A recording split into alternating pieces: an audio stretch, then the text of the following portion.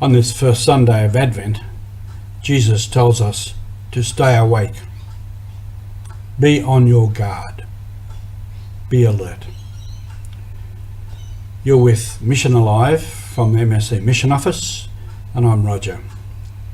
Before we start, I'd like to remind you on these sessions, if you like it, you can click like. We'd like to know if you liked the session. You can click share to share it with your friends, or you can make a comment. We'd really like to hear any comments that you want to make. So stay awake, be on your guard, be alert. We've been talking about Jesus coming. Jesus came 2,000 years ago. Jesus can come to us anywhere, anytime, in any different way. Jesus speaks to us in different ways. God, the Holy Spirit, however you see God, however you relate to God, in different ways in our world today. So we can think of the coming of Jesus before. Often people think of the coming of Jesus as the apocalyptic event, the end of time. We'll leave that till the end of time, which is not for a long time.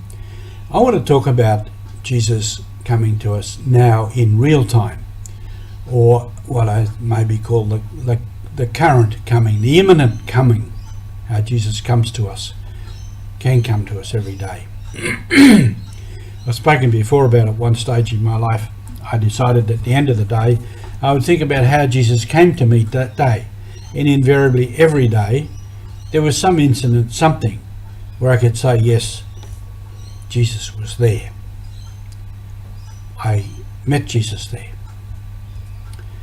But speaking more broadly, God can speak to us, the Spirit can speak to us through media, television, the internet media, social media, etc., through newspapers. This can be good or bad.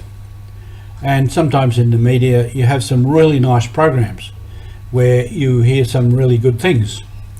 Two that I liked on the ABC was Landline and Country Roads, where you met through the media some very good people, good communities, and some really good innovative ideas.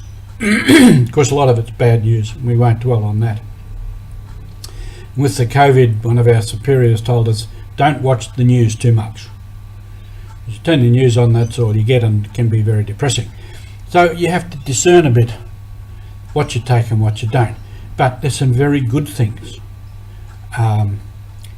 And that can include art, music, songs. All of these things are there. One song I really like is on the ABC, where We Are One. I am, you are, we are Australia. I really like that. We come from all the lands on earth. That's really uplifting. We can meet God through our friends, through our family, through many other people. Often if I'm walking around somewhere, particularly on the beach or somewhere, I often just stop and say hello to somebody and chat a bit. The meeting point might be the dog in the water or something, and it's really nice to walk away and say, oh, I had a 1 minute or 2 minute conversation with somebody. It was really nice. So these are the things to be on the alert for. Be on your guard doesn't necessarily mean being defensive, but be awake, be alert. What is God saying to me today? What is God indicating to me through all these different ways? So what is being said? What is happening? What is happening in the world around? Remember some years ago I was watching something on TV, and it was about these new housing developments. And we can see it everywhere. New houses, hundreds and thousands of new houses. And I said something about it. I said, all these new houses. And a friend of mine, another priest who was watching, said, yes, more houses and more street people, more and more homeless people. What is that telling us? These are things we have to see, the signs of the times. We have to be able to read that. And and God is speaking to us through that. And we know sociologically and everything, there's many, many reasons for these things. But still within all of that, God is telling us something.